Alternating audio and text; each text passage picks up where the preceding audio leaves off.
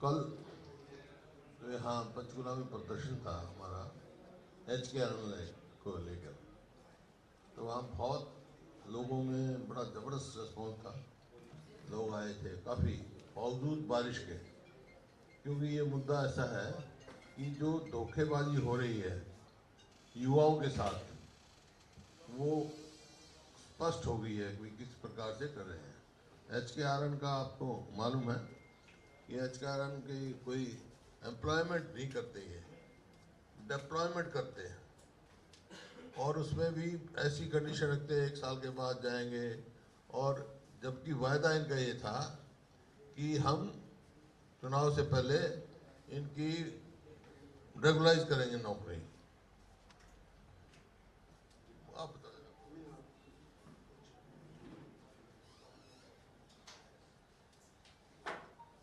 क्योंकि ये अनकॉन्स्टिट्यूशनल कि एक ही काम के लिए एक आदमी को 20,000 रुपये दे रहे हैं और उसका रेगुलराइज जो है उसको मिलेंगे 80,000 रुपये। तो आप ये देखो, फंडामेंटल राइट्स में कॉन्स्टिट्यूशन में 16 जो नंबर है, there shall be equality of opportunities for all citizen in matter relating to employment और appointment to any office under the state. इसका मतलब जो काम करें बराबर मिलनी चाहिए। तो ये लोगों के साथ बड़ा भारी धोखा हो रहा है। इस बात को हमने लेकर ये प्रदर्शन किया था, क्योंकि रेगुलर्स जो है, सैंक्शन पोस्ट जो है हमारी 4 लाख के करीब है, और वो अब घट के हो गई 2.5 लाख, 2,40,000 या कितनी है, क्योंकि ये HKRN लगा रहे हैं। हमारा ये है, इन लोगों के साथ धोखा मत करो। उसी काम का आप 20,000 रुपये दे रहे हो, ना उनको मेडिकल फैसिलिटी है, ना उनकी छुट्टी है, ना उनकी पेंशन है, ये उनके साथ धोखा है। तो इसी वजह से हमने उनके ये कहा कि रेगुलर रिक्रूटमेंट होनी चाहिए, और जितने HKRN में लगे हुए हैं ये बिल्कुल रेगुलर करना चाहिए, सबको बराबर मिलना चाहिए आपका। तो ये हमने उसमें HKRN में कहा। आपने देखा कि HKRN की उसमें हमने डिप्लॉयमेंट जो कॉन्ट्रेक्चुअल पर्सनल डिपार्टमेंट है, और अपना वो उसको अपना एम्प्लॉय नहीं मानता, तो स्टेटस क्या है HKRN के जो लिए हुए हैं, कौन क्या स्टेटस उसमें, उनका स्टेटस क्या है? HKRN कहता बिचौलिया है, 1% कमीशन लेते हैं, तो उनका तो स्टेटस कुछ नहीं ना ये एम्प्लॉयर है। HKRN itself is not employer like government, तो उनके उसके साथ खिलवाड़ हो रहा है, और ये तो एक किस्म से दिहाड़ीदार की भर्ती करता है। तो इनको सरकारी कर्मचारी बनाने के लिए हमने कहा they should be employed as government servant, not deployed as on daily wages, क्योंकि सरकारी कर्मचारी की सैलरी होती है, इनके एक्ट में लिखा है वेजेस, तो वेजेस वाले नहीं चाहिए हमारे को, इनको सैलरी मिलनी चाहिए और उनको रेगुलाइज करना चाहिए। ये सब हमारी बात है, और HKRN को बंद करके रेगुलर रिक्रूटमेंट शुरू करनी चाहिए, ये मुख्य मांग है। मैं आखिर में ये इनके साथ ऐसा किया है, ना ये बेरोजगार हैं, ना ये तनख्वाहदार हैं, युवाओं को बना दिया दिहाड़ीदार। शिक्षित युवा हैं लाचार, जिनका शोषण हो रहा है बार बार। ये गवर्नमेंट की पॉलिसी है, जो ये HKRN की पॉलिसी है। तो इसको तुरंत बंद करके रेगुलर रिक्रूटमेंट स्टार्ट की जाए और इनको रेगुलाइज किया जाए, ये हमारी बात है HKRN को। फिर कल दूसरा विषय था हमारा SIR की, जब हमने मीटिंग थी हमारी पार्टी की, तो डेलीगेशन में मिला था, उनको रिप्रेजेंटेशन भी दिया हमने CO को, और ये कहा है कि जो टाइम बढ़ा दिया जाए, क्योंकि लेट उन्होंने नोटिस दिए, जो पूरा टाइम मिलना चाहिए था नोटिस के बाद, तो जवाब देने का टाइम बढ़ा दिया जाए, ये रिक्वेस्ट करिए। और क्या क्या क्या है भूषण जी, कल SIR क्या क्या, एक तो टाइम बढ़ाने की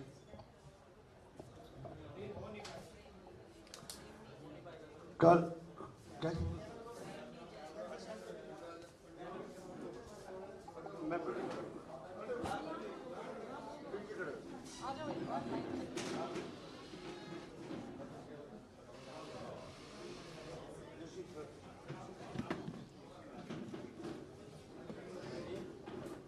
कल एक डेलीगेशन चीफ इलेक्टोरल ऑफिसर को मिला था, जिसका नेतृत्व हमारे पार्टी के प्रधान थे, साथ में अपना अरोड़ा साहब थे, मैं था, आफ्ताब जी थे, चंद्र प्रकाश जी थे।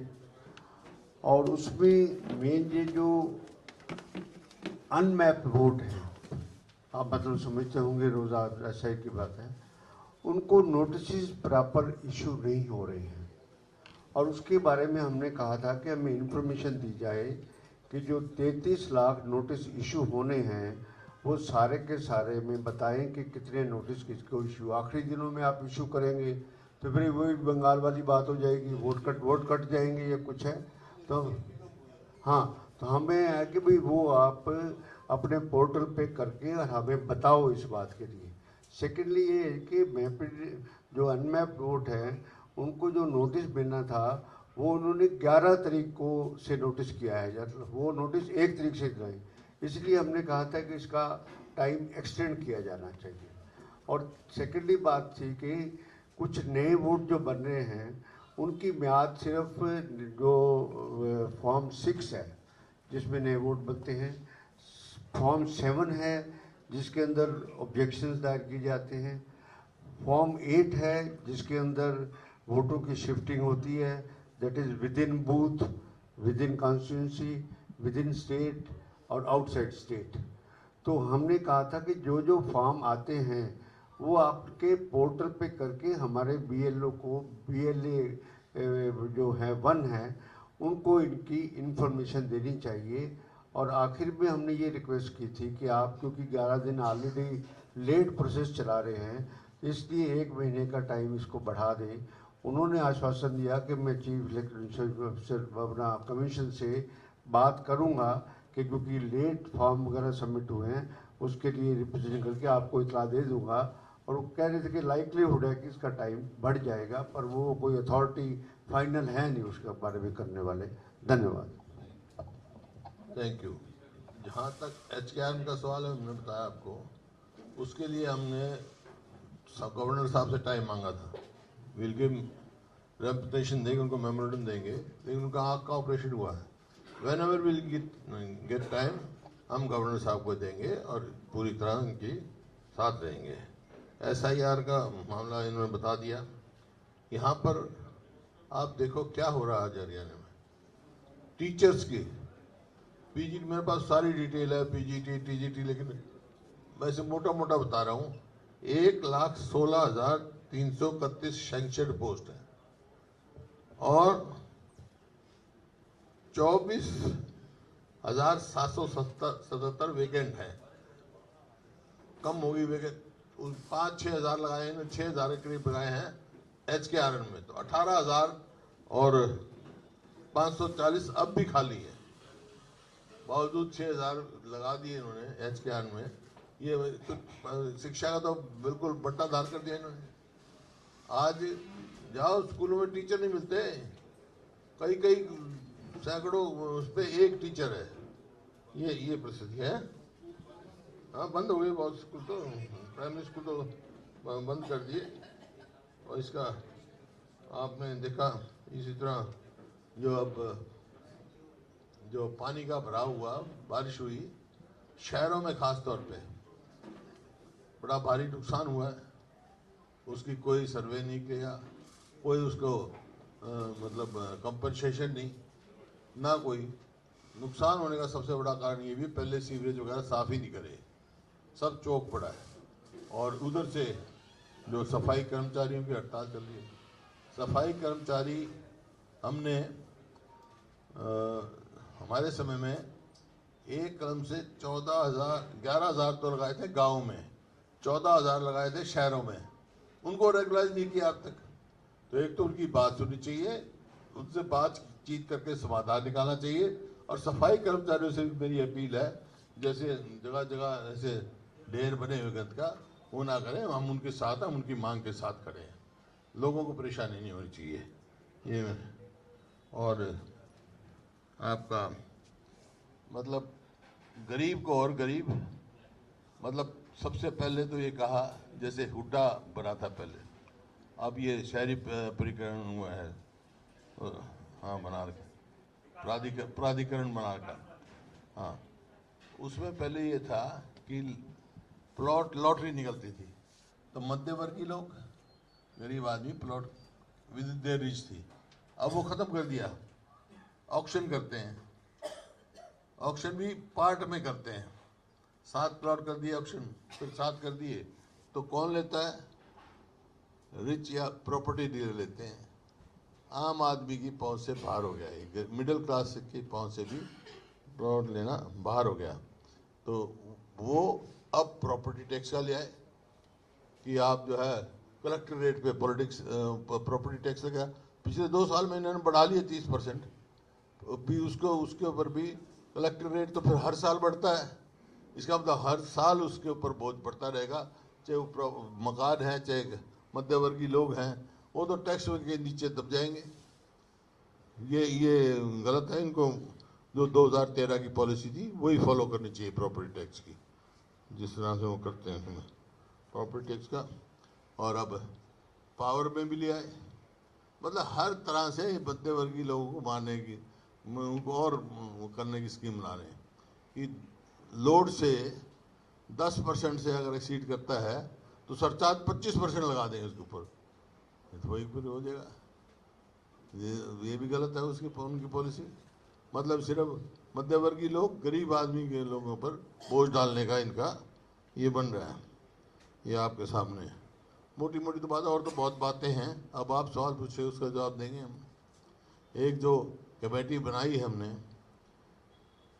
अरोड़ा साहब की अध्यक्षता में, और डॉक्टर साहब की संरक्षित में, मतलब स्पेशल कमेटी है करप्शन के बारे में, जैसे बैंक स्कैम है, ये स्कैम है, उन सब का ध्यान करके और फिर सारा सरकार को हम घेरने का काम करेंगे।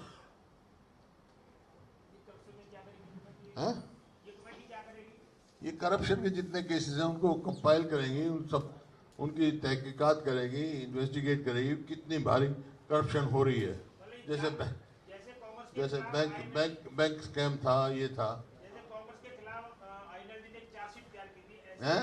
जैसे एक बार कांग्रेस ने चार्जशीट तैयार की थी आईएनएलडी सरकार के खिलाफ, ऐसे क्या कांग्रेस के ये नेता, ये जो कमेटी है वो चार्जशीट तैयार करेगी? वो तो हमारी पार्टी करेगी, अभी ये तो डिटेल्स लाएगी, उनकी डिटेल्स तैयार करेंगे, ठीक है। और एक जो जनगणना हो रही है, पहले तो इन्हें कहा था हम उस पर जातीय जनगणना करेंगे, अब बैकवर्ड क्लास तो है ही नहीं, ओबीसी का कॉलम ही नहीं है। इसका मतलब जो ओरिजिनल इनका था, जो पार्लियामेंट में इन्होंने कहा था हम कराएंगे, उससे यह सरकार हट गई है। ये पिछड़े वर्ग के लिए साथ एक धोखा है। एक मिनट, जाति है, जैसे ओबीसी में 84 जातियां शामिल हैं, तो वो जातियों का नाम है तो ओबीसी नहीं, इससे पता लगेगा। नहीं, कॉलम बनती है, जैसे शेड्यूल कास्ट, शेड्यूल ट्राइब के बना रखे हैं कॉलम। बताओ आप, चंद्र प्रकाश जी को जो बताएंगे।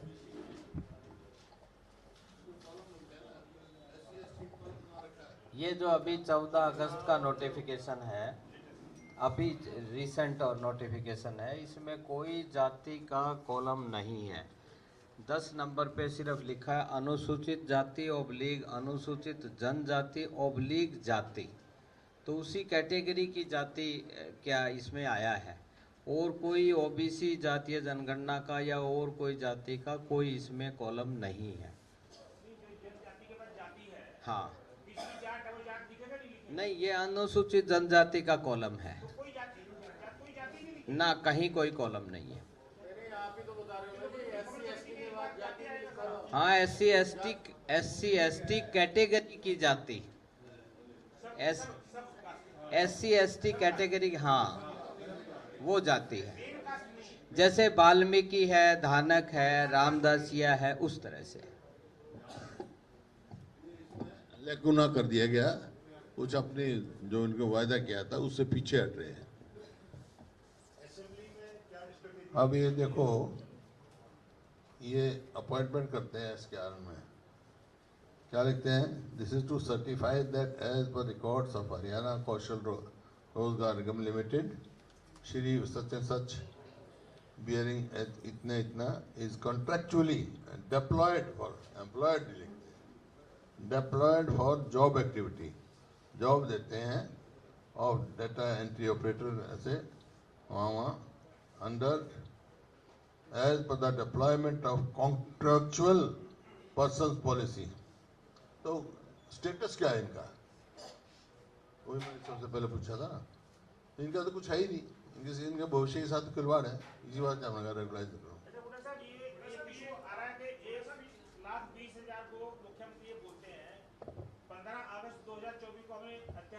जारी कर दिया, उसके बाद बिल लेके आए थे, आप भी थे शामिल में, बिल भी पास हुआ था जो कानून बन गया परमानेंट।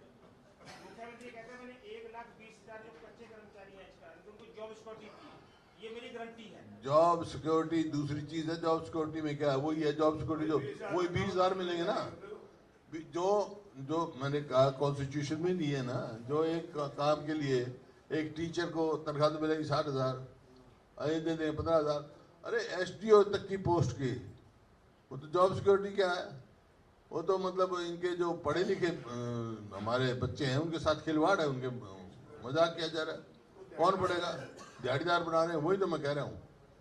ये सिर्फ लोगों का बेवकूफ़ बनाने की जॉब सिक्योरिटी कोई नहीं मतलब है। और जॉब सिक्योरिटी का इनका ये इसमें लिखा हुआ है, जो टर्म कंडीशन लिखते हैं ये, उसमें लिखा है, क्या लिखा है, the services of deployed man power in the intending entity shall be for a period of not exceeding 1 year from the date of joining। इसका मतलब 1 साल होते जबरदस्ती निकाल दो इसको। अभी कल मेरे को मिले सेक्रेटरीट के क्लर्क 22 से 21 से नाम जो 3-3 साल से लगे हुए हैं और उनको निकाल रहे हैं, तो जॉब सिक्योरिटी कहाँ गई, वेयर इज जॉब सिक्योरिटी। अच्छा अब तो ये अभी चीफ सेक्रेटरी का ऑर्डर है मेरे पास है, दिखाऊं, हाँ, सिंचाई विभाग के हटा दिए, जॉब सिक्योरिटी कहाँ गई, 15 अगस्त वाली बिल वाला कहाँ गया जॉब सिक्योरिटी, 19 में लगे तो वो निकाल रहे हैं, तो कहाँ गई तो जॉब सिक्योरिटी। तो ये सिर्फ उनको धोखा देने की बात है, और इसी वास्ते हमने इसको कहा इसको बंद करो, ये पहले वाले जितने लगे उनको रेगुलाइज करो और आगे रेगुलर रिक्रूटमेंट करो।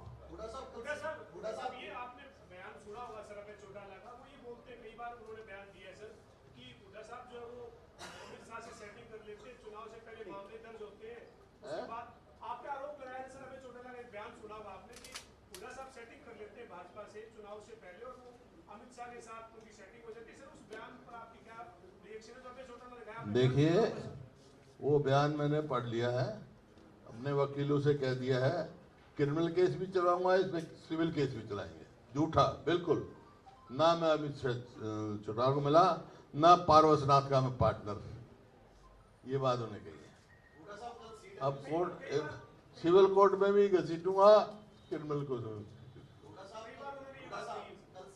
बात कह दिया ना मैंने वकीलों को, I have given instruction to my advocates to go for this and will गो।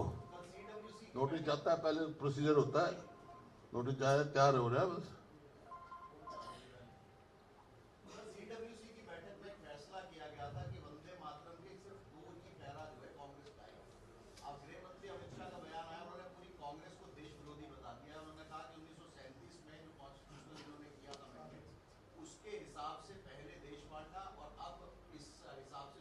वंदे मातरम को ना गाकर देश विरोधी कांग्रेस। 70 साल के बाद वंदे मातरम सदा गाते रहे।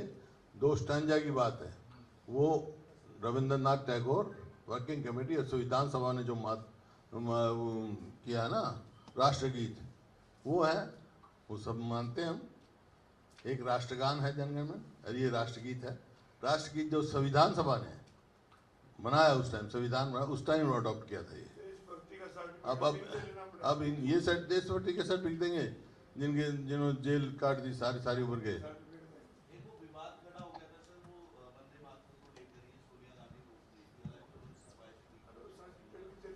वो तो विवाद में जयराम रमेश का बयान भी आ गया था। वो जो बात इन्होंने कही वो तो ये कहा था खड़गे जी के लिए कुर्सी ले आओ। आपने पिछले दिनों एक बयान दिया था कि हरियाणा को एक पार्ट टाइम मुख्यमंत्री नहीं चाहिए, परमानेंट मुख्यमंत्री चाहिए। मैंने ये सवाल पूछा था मुख्यमंत्री से कि हरियाणा के विपक्ष के नेता ने ये बात की है कि हमारे पास पार्ट टाइम मुख्यमंत्री नहीं चाहिए, तो उन्होंने कहा उनके पास कुछ नहीं, कांग्रेस के पास कुछ नहीं है, कहते कहने को। कौन मुख्यमंत्री ने इस बात का जवाब दिया जब नेता विपक्ष का मैंने बताया, तो उन्होंने कहा भाई हमें पार्ट टाइम मुख्यमंत्री नहीं चाहिए हरियाणा को, तो उन्होंने कहा कांग्रेस पर है ही कुछ नहीं, सारा दिन झूठ ठीक है। बोलते हैं। एक बात, तुम सब हरियाणा के हितैषी हो, हरियाणा के पत्रकार हो, तुम्हारे को पता, तुम मानते फुल टाइम मुख्यमंत्री हमारे कितने दिन पंजाब में रहते हैं? अब हिमाचल में चले जाएंगे, जब रात को सोएंगे सुबह पगड़ी लगा पंजाब में चाहे वहाँ के देखो सरदार क्या क्या दे रहे हैं। भाई पगड़ी यहाँ के लिए है क्या? तो ये बातें सब लोग समझते हैं। आप खुद बताओ। मैं तो इस वास्ते कह रहा हूँ कि हम कहाँ से कहाँ पहुँच गए, क्या कानून व्यवस्था आज हमारी, क्या आर्थिक स्थिति है, क्या फिजिकल हेल्थ हमारी स्टेट की है। आज 18 स्टेट में से 14वें नंबर पे हम, किसानों पे कर्जा 4थे नंबर पे हम। कहीं देखो तो सही, अनएम्प्लॉयड में नंबर 1 पे है हम अनएम्प्लॉयमेंट में। इस वास्ते पे कह रहा हूँ हरियाणा नीड से फुल टाइम चीफ मिनिस्टर जो सिर्फ स्टेट की डेवलपमेंट और लोगों को एम्प्लॉयमेंट दे और स्टेट को आगे ले जाए। अब अपना पायदान से कितना खिसक गया अभी कहोगे तो सारी डिटेल में दे दूंगा आपको। आप देखो ना, जो होम मिनिस्ट्री की है ये सोशल प्रोग्रेसिव इंडेक्स, उसमें हरियाणा को सबसे ज़्यादा असुरक्षित प्रदेश बताया है पूरे देश में। इस प्रकार से बहुत सारे आंकड़े हैं, चाहे वो फिजिकल हेल्थ इंडेक्स है, चाहे कुछ भी सोशल, कुछ भी लगा लो, कहीं नहीं इन्वेस्टमेंट नहीं आ रही हमारे। इन्वेस्टमेंट यहाँ से चले गई, एमएसएमई बंद होके चले गए यहाँ से, कितने चले गए। कर्जा कहाँ से कहाँ बढ़ गया। 66 में हरियाणा बना और 2014 तक कर्जा था कुल 70,000 करोड़, अब 5.5 लाख करोड़ हो गया। एक भी प्रोजेक्ट लेके आए तो बताए, एक ये बताए हम बड़ी यूनिवर्सिटी ले आए, 1 इंच रेलवे लाइन बनाई हो, 1 मेट्रो का पोल लगाया हो, कुछ भी बता दो।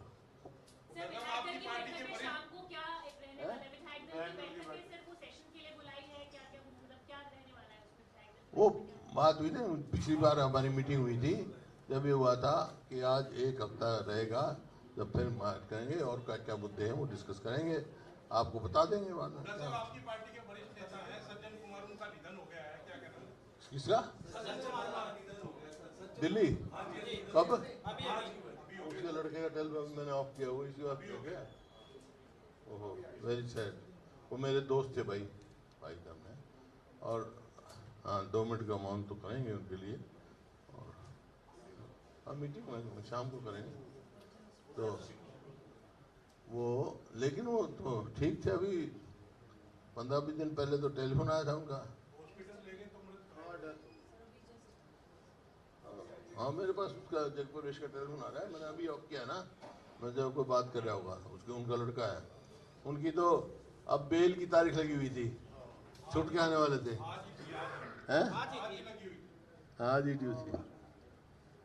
Very sad. बड़ा मतलब बहुत अच्छे नेता थे वो। सर जो आपने कमेटी बनाई है करप्शन के खिलाफ अरोड़ा जी के नेतृत्व में, ये कोई टाइम बाउंड जांच करेगी, कब तक करेगी, उसकी रिपोर्ट क्या होगी, क्या है?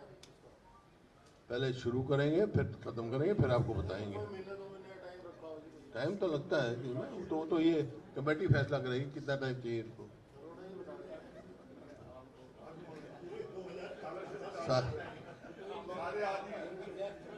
सारे आज ही करोगे, बता देंगे अभी क्या क्या करेंगे। अब देखें कितने बैंक होके जाएंगे, फिर बैंकों का इंचार्ज कौन है, उसके कौन कौन आएगा, और मेंबर भी हैं। पैरेलल एजेंसी होगी हैं? एजेंसी पैरेलल होगी, जैसे सीबीआई कर रही है ऐसे ही करेंगे। हाँ करेंगे, क्यों नहीं। ये सरकार मोस्ट करप्ट सरकार है भाई, इससे फालतू क्या हो सकता है। बैंक स्कैम इतना बड़ा दिन दाड़े आप किसी कॉरपोरेशन का देख लो, वहाँ स्कैम है। हुड्डा साहब, जो आप आरोप लगाते हैं, मुख्यमंत्री से जब सवाल करते हैं कि ये आरोप नेता विपक्ष की तरफ से या कांग्रेस नेताओं की तरफ से लगाया गया है, तो मुख्यमंत्री कहते हैं कांग्रेस वालों के पास कोई काम ही नहीं है, खाली बैठे हैं। यही तो है जवाब नहीं देना। यही तो है, उनके पास जवाब ही कोई नहीं है। जवाब उनका पेट है, सेट जवाब है। हमारे सवाल अलग अलग होते हैं, उनका सेट जवाब है नहीं, उनके पास तो काम ही नहीं। इनके टाइम में होता 12 साल से तो मोबाइल, 12 साल is not a small period. आप बताओ पर कैपिटा इनकम उस टाइम क्या थी, आज क्या है? आज देश में हम किस स्थान पे खड़े थे, आज कौन से स्थान पे खड़े हैं बताएं। व्हाइट पेपर इश्यू करें, इतना कर्जा क्यों ये करें बताएं। फाइनेंशियल क्या है हमारी पोजीशन आज? एक बात का तो जवाब दें किसी का। सर, कल खेल मंत्री ने प्रेस कॉन्फ्रेंस की थी गौरव गौतम ने, उन्होंने कहा कि पदक पाओ पद लाओ जो नीति, जिसमें मात्र 44 नौकरियां दी हैं, जबकि आपके नेता जो है ज्यादा नौकरियां। क्या बात करें, कितने सैकड़ों नौकरी, उनको क्या पता। 44 22 तो एक टीम के किए हमने इकट्ठे, 750 से ऊपर दिए। अब तो कुछ कह जाओ, वो तो ये कह रहे हैं अगर भाई ये जो डिमांड रख रहे हैं, हमने अपनी CLP में रखा, दिल्ली में हमारे MPO ने रखा कि भाई को होस्ट होना चाहिए कॉमनवेल्थ का 2030 में। क्यों नहीं ये अपनी डिमांड रखते वहाँ? स्टेट क्यों नहीं, स्टेट गवर्नमेंट क्यों नहीं अपना क्लेम रखती वहाँ पे?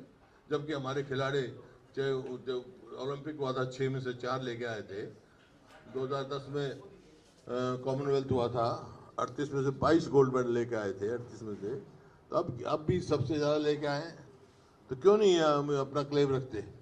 वो रखें अलग अलग जगह, बॉक्सिंग की भिवानी में करें, जहाँ का भी जो खिलाड़ी है, यहाँ जेवलिन का पानीपत में करें, जहाँ कितने बार गोल्ड मेडल लिया है हमारा खिलाड़ी। क्यों नहीं उनको सम्मान के लिए ये करते? सर, ये सवाल कल ही खेल मंत्री से पूछा था, उन्होंने कहा कि ये मैटर नहीं करता किस राज्य में हो रहे हैं, कह रहे हैं भारत के साथ है, भारत में हो रहे हैं और ये बहुत खुशी की बात। तो मैं कह रहा हूँ, मैं क्या कह रहा हूँ, ये हरियाणा भी तो भारत में होगा, भारत के खिलाड़ी हैं। हम तो को होस्ट कह रहे हैं, हरियाणा को भारत से बाहर मानते हैं क्या वो? Haryana is the heart of Haryana India, समझे? आदरणीय प्रधानमंत्री नरेंद्र मोदी के नेतृत्व वाली सरकार की वजह से, उनकी नीति की वजह से मेडल ला रहे हैं, उनका ये स्पेशल पूरा है। चलो कुछ कहे, 2010 में कैसे मेडल आ गए? ओलंपिक्स से हुआ था जब, कैसे मेडल आ गए? मेडल आ गए। खिलाड़ियों की मेहनत है भाई इसमें। और जो हमने उस टाइम पॉलिसी बनाई, जो इंफ्रास्ट्रक्चर तैयार किया उसकी है, गांव-गांव में तैयार किए हमने, स्टेडियम बनाए, अच्छे वो किए, नर्सरी बनाई,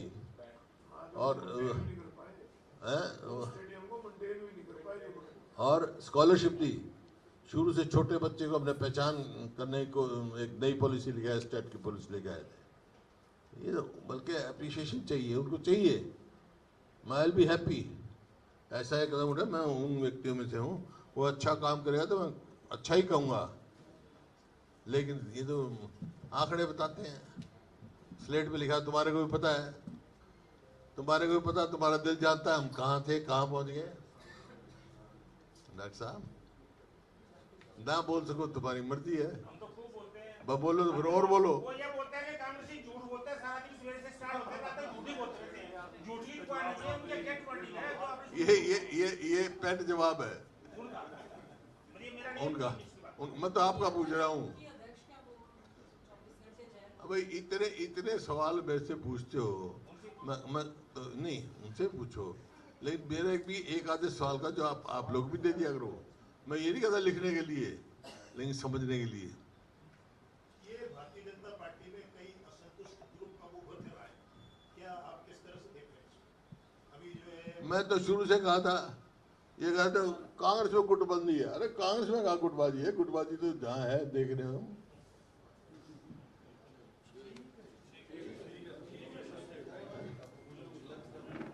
अच्छा, सभी साथियों से है लंच करके जाना। अमृतसरी कुलचे छोले बनाए हमने।